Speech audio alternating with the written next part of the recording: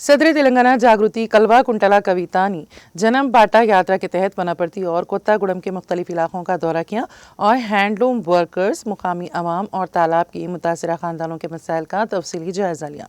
इस मौके पर कविता ने कहा कि तहजीब का ये मियार है कि इंसान कपड़ा पहनता है, मगर अफसोस कि इसी कपड़े को बुनने वाले कारीगर खुद इंतहाई खबरनाक जिंदगी गुजार रहे हैं।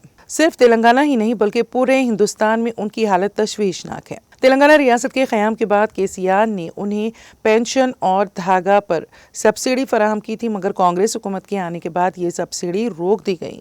उन्होंने कहा कि हैंडलूम वर्कर्स की खानदान के एक फर्द को पेशा वाराना पेंशन के साथ साथ आम पेंशन भी मिलनी चाहिए। उन्होंने इस बात पर अफसोस जाहिर किया कि साड़ियाँ बुनने के बावजूद उन्हें अपना कारोबार चलाने का मौका नहीं मिलता, जिसके बायस कई कारीगर मजदूरी पर मजबूर हो रहे हैं। हुकूमत को चाहिए कि वो फौरी तौर पर ज़ेरे इल्तिवा सब्सिडियाँ जारी करे, बाफंदों के लिए कर्जों की सहूलत फराहम करे और इस फन को नई नस्ल तक पहुँचाने के लिए अमली ताउन करे, वरना ये पेशा और सदियों पुराना फन खत्म होने का खदशा है। उन्होंने कहा कि मुनासिब मुआवजा ना मिलने की वजह से वालिदैन अपने बच्चों को इस पेशे में लाने से हिचकिचा रहे हैं। हालांकि अगर हुकूमत मदद करे तो आज इंटरनेट और सोशल मीडिया के जरिए ये कारीगर अपने तैयार करदा कपड़े फरोख्त कर सकते हैं। उन्होंने कहा कि पसमानदा तबकात में सबसे बड़ी तादाद पद्माशाली बिरादरी की बताई जाती है, लेकिन अफसोस कि किसी भी बड़ी सियासी पार्टी ने उन्हें कभी मुनासिब अहमियत नहीं दी और ना ही कोई नुमाया ओहदा दिया। कविता ने मुतालबा किया कि तमाम सियासी जमातें पद्माशाली बिरादरी को तरजीह दें और पसमानदा तबकात को सियासी बुनियादों पर नहीं बल्कि आइनी बुनियादों पर रिजर्वेशन फराहम करे ताकि वो अपने मसाइल हुकूमत के सामने मौसर तौर पर रख सकें। उन्होंने हैंडलूम कारीगरों की मेहनत और तकालीफ का करीब से जायजा लिया और कहा कि उनकी मदद करना हुकूमत की बुनियादी जिम्मेदारी है, जबकि तेलंगाना जागृति भी उनके ताउन के लिए हमेशा तैयार है।